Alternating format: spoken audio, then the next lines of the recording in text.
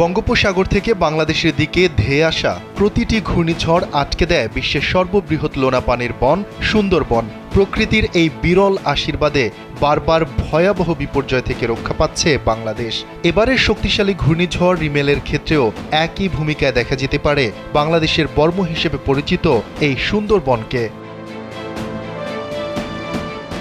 ধারণা করা হচ্ছে বরাবরের মতোই বাংলাদেশের দিকে প্রবল বেগে ছুটে আসা ঘূর্ণিঝড়ের সামনে এবারও বুক পেতে দেবে এই ম্যানগ্রোভ বন। প্রথমে সামলাবে বাতাসের গতিবেগ, পরে ঝড়ের তাণ্ডব।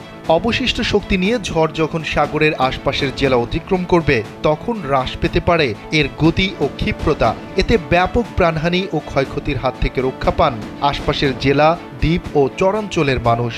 1 মিনিটে নগদ ইসলামিক অ্যাকাউন্ট খুলতে ডায়াল করুন *167#। বিশেষজ্ঞরা বলছেন, প্রাকৃতিক দুর্যোগের সময় বনাঞ্চলের ওপর দিয়ে দুই ধরনের ধাক্কা যায়। প্রথমে ক্ষিপ্র গতির বাতাস, এরপর জলোচ্ছ্বাস।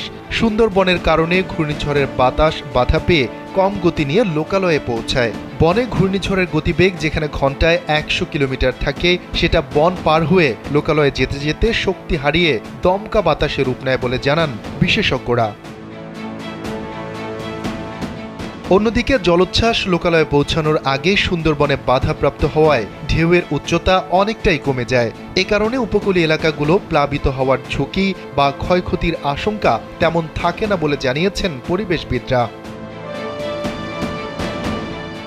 শক্তিশালী ঘূর্ণিঝড় ঠেকাতে এর আগেও ঢাল হিসেবে কাজ করেছে সুন্দরবন।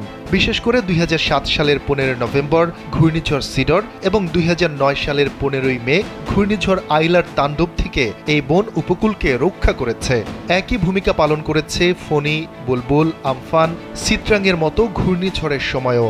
তবে বড় ধরনের ক্ষতির শিকারও হয়েছিল বিস্তৃত এই বনাঞ্চল। বিশেষজ্ঞরা বলছেন, সুন্দরবন যেভাবে প্রাকৃতিক দুর্যোগ থেকে বাংলাদেশকে রক্ষা করছে, সেভাবে এই বনকে রক্ষা করা যাচ্ছে না। তথ্য বলছে, সুন্দরবনে গেল 22 বছরে অন্তত 25 বার অগ্নিকাণ্ডের ঘটনা ঘটেছে। এতে ধ্বংস হচ্ছে বনের গাছপালা, হুমকির মুখে পড়েছে জীববৈচিত্র্য। দেশের অস্তিত্ব স্বার্থেই প্রাকৃতিক বর্ম হিসেবে খ্যাত এই বন রক্ষায় প্রয়োজন কার্যকরী পদক্ষেপ, অন্যথায় প্রকৃতির রোষে ধুঁকতে হতে পারে বাংলাদেশকে।